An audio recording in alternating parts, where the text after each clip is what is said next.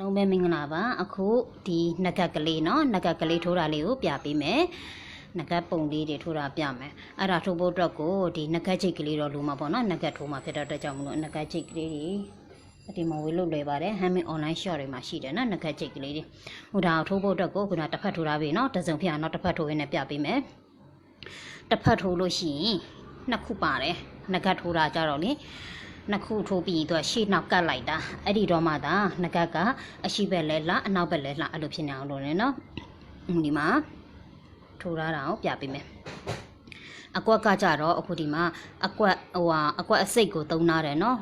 အကွက်အကျဲမထိုးထားဘူးဒီထက်စိတ်ကလေးနုအကွက်ကလေးကလေးရှိသေးတယ်ဒီနဂတ်ဖော်တာတို့ဆိုတာကြတော့လေအကွက်အစိတ်ကလေးနဲ့ပဲထိုးပါအကွက်အကျဲနဲ့ဆိုရင်မလှဘူးအစိတ်ပဲထိုးမယ်အားလုံးပေါင်း3ပေါက်4ပေါက်5ပေါက်5ပေါက်ရှိတယ်အပေါ်လည်းပဲ1 2 3 4 5ပေါက်နော်အပေါ်လည်းအပေါက်ကလေး5ပေါက်အောက်ကလည်းအပေါက်ကလေး5ပေါက်ပါအဲ့ဒီမှာမှထိုးတာကအခုဒီမှာဒီလိုမျိုးနဂတ်ကကြတော့အခုဒီလိုပုံလေးလာတာနော်ဒီလိုမျိုးလှုပ်ထားတာပါအဲ့တော့ထိုးမှကဒီအရောင်လေးအရင်ထိုးတာပြမယ်နော်အခုဒီလိုမျိုးလေးကင်မယ်ကင်ပြီးဒီအပေါက်မဟုတ်ဘူးဒီထိတ်ဆုံးမဟုတ်ဘူးနော်ထိတ်ဆုံးမဟုတ်ဘဲနဲ့ဒီကနေဒုတိယပေါက်ကနေပြီးတော့ထိုးပြီးတက်လာမယ်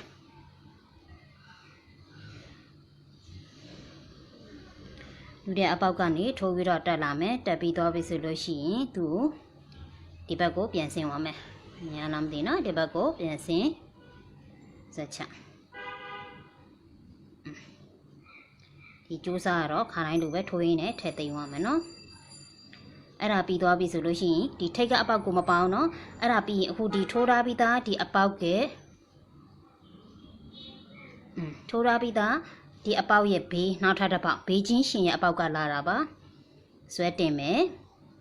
ဒီဘက်ဘေးချင်းရှင်ရဲ့လာတယ်ပြီးဒီဘက်ချမ်းလည်းဘေးချင်းရှင်ရဲ့ပြန်ဆင်းသွားမယ်ရီလိုက်လို့ရှိရင်တော့ဒီမှာတစ်ပေါက်နှစ်ပေါက်သုံးပေါက်ဒီလိုလာနော်ပြန်ဆင်းမယ်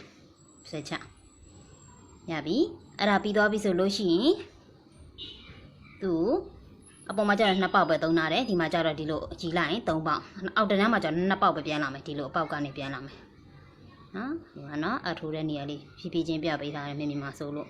ပြီးသွားရင်ကိုတက်လာတဲ့အပေါက်ကဘေးချင်းကက်ရက်ကိုပြန်ဆင်းသွားမယ်အဲ့ဆိုရင်ရပြီဒီလိုပုံလေးထွက်သွားပြီဒီလိုပုံထွက်သွားပြီဆိုလို့ရှိရင်သူ့ကိုဒီအပေါက်ကိုမသုံးတော့ဘူးဒီဘက်မှာပုံပြန်လာပေါ်အောင်ပါနော်သူ့ရဲ့တက်အခုဒီမှာလိုမျိုးနော်အခုဒီထိပြီးသွားပြီဒီလိမ်မောထိပြီးသွားပြီဒီဘက်ဒီတစ်ခါပြန်လာမှာအလဲတစ်ပေါက်ကိုလွတ်ခဲ့မယ်လွတ်ခဲ့ပြီးတော့ဒီဘက်ကိုပြန်လာမယ်ဒီတစ်ပေါက်ကိုမသုံးတော့နော်ဒီဘက်ကနေလာမယ်ဒီလိုမျိုးနေပြီးဒီလိုအပေါ်မှာလိုမျိုးတွေ2ပေါက်3ပေါက်2ပေါက်အဲ့လိုလာမယ်ဟိုမှာ2ပေါက်ကိုထိုးလိုက်ပြီးသူနဲ့ဘေးချင်းရှင်ရဲ့ဒီဘက်ကိုလာမယ်3ပေါက်ဒီဘက်အစွန်ထိ3ပေါက်ပြီးသွားရင်ဒီဘက်ကိုကြတော့2ပေါက်တစ်ခါပြန်လာမယ်ဟိုဘက်နဲ့တူတူပဲဖြစ်သွားတယ်ပုံစံအောက်ကိုဆင်းပြီးသွားပြီဆိုလို့ရှိရင်သူနောက်ဘက်ကိုလည်းခါတိုင်းလိုပဲခြီကိုအတွင်းနဲ့ထည့်ဖြောင်းလိုက်မယ်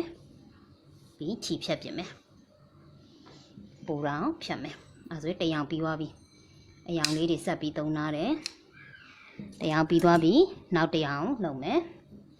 နောက်တရောင်ပန်းရောင်လေးသုံးမယ်နော်ဟိုဒါနောက်တရောင်သွားတော့မယ်ဒီလိုမျိုးနော်ဒီကပြီးသွားပြီပန်းရောင်လုံးမယ်ဆိုရင်အခုဒီမှာလိုမျိုးပဲလေနော်ဒီကနေလာမယ်နော်သူနဲ့တူတူနော်ဒီအပေါ်မှာလိမ်မော်လေးထိုးထားတာ1နဲ့3ခုမြောက်နဲ့ကက်ရက်တက်လာတယ်တက်ပြီးတော့ရင်သူ့ဘေးကိုပြန်ဆင်းမယ်ဒါထိုးသလိုပဲ2ပေါက်ကိုစသုံးတယ်2ပေါက်ပြီး3ပေါက်ပြီး2ပေါက်တစ်ခါပြန်လာမယ်2 3 2เนาะအဲ့လိုမျိုးထိုးရမှာပါအဲ့ဒါပြီးဒီမှာ2ပေါက်ထိုးလိုက်တယ်2ပေါက်ပြီးသွားရင်3ပေါက်လာမယ်ဒီဟာလေးကနေပြီးတော့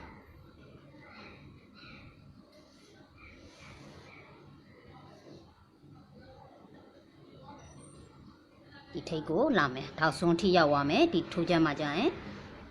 3ပေါက်ဟိုဘက်ခုံအတိုင်းပဲเนาะ3ပြီး2တစ်ခါပြန်လာမယ်အဲ့ဆိုရင်ဒီဘက်အချမ်းပြီးသွားမယ်ပြီးသွားပြီဆိုရင်ဒီဘက်ကိုတစ်ခါဆက်သွားမယ်အဲ့လိုပဲဒီဘက်ကနေ2 3 2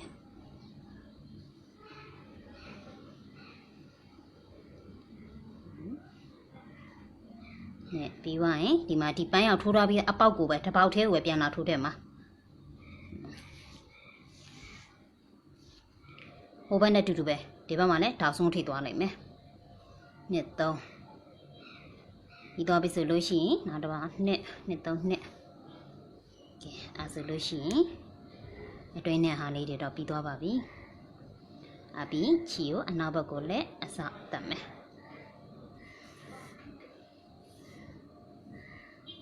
အဲဆိုရင်ရပြီ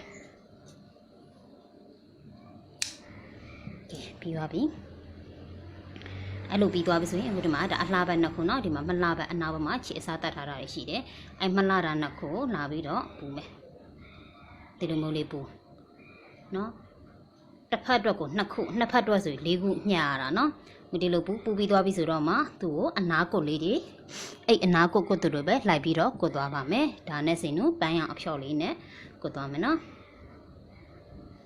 ဒီမှာအနာကုတ်တက်ခါကြလို့ရှိခုမှာတောက်ကနေစယူလိုက်တယ်အဲ့ဒီမှာတစ်ခုပြပါမယ်တေချာလိုက်ပြီးတော့ကြည့်ပေးเนาะအခုဒီမှာတစ်ချက်ထိုးလိုက်ပြီးဒီတောက်ချိုးအပေါက်တွေဆိုရင်နှစ်ချက်ထည့်လို့ရတယ်3ချက်ထည့်လို့ရတယ်အခုဒါထပ်ထည့်လိုက်တယ်ဒီတောက်ချိုးအပေါက်ပဲเนาะဒီအစွန်အပေါက်ပဲထည့်တယ်နှစ်ချက်ရှိသွားပြီကန်ဟိုကော်ချက်အပေါက်အကြီးသေးပုံမူတည်ပြီးတော့နှစ်ချက်ထည့်လဲရတယ်3ချက်ထည့်လဲရတယ်ဒီမှာ3ချက်ထည့်သွားမယ်3ချက်ထည့်လိုက်တယ်တောက်ကလေးတွေကြတော့တစ်ချက်သေးထိုးလို့ရှိရင်ဒီကော်ချက်အစွန်းလေးတွေပေါ်နေမလှအောင်အဲ့တော့အမြဲတမ်းမှတ်ထားပြီးနော်အိမ်မှာပဲဖြစ်ဖြစ်တောက်ကလေးတွေဆိုရင်2ချက်တို့3ချက်တို့ထိုးလို့ရပါတယ်နော်တောက်ကိုပြီးသွားပြီဆိုတော့ဒီဘက်ကိုဆက်ပြီးထိုးရမယ်ဒီဘက်ကိုကြတော့တစ်ချက်ချင်းစီပဲသွားတော့မယ်သူ့အပေါက်နဲ့သူညီနေနော်ကော်ချက်ကကြတော့အပေါက်ရတော့တူတူပဲနှစ်ပေါက်စလုံးထိုးရတယ်ရှေ့ကအိတ်တွေမှာအနားလေးတွေလိုက်ကုတ်တဲ့ပုံစံအတိုင်းပဲနော်တူတူပဲဒီလိုပဲထိုးရမှာထိုးရပြီးတော့ဒေါက်ဆွန်းရောက်လာပြီဆိုရင်ဒေါက်ကိုကြတော့3ချက်ယူသွားမယ်တစ်ချက်နှစ်ချက်3ချက်ဒီတိုင်းတစ်ပတ်ပြည့်အောင်ထိုးမယ်နော်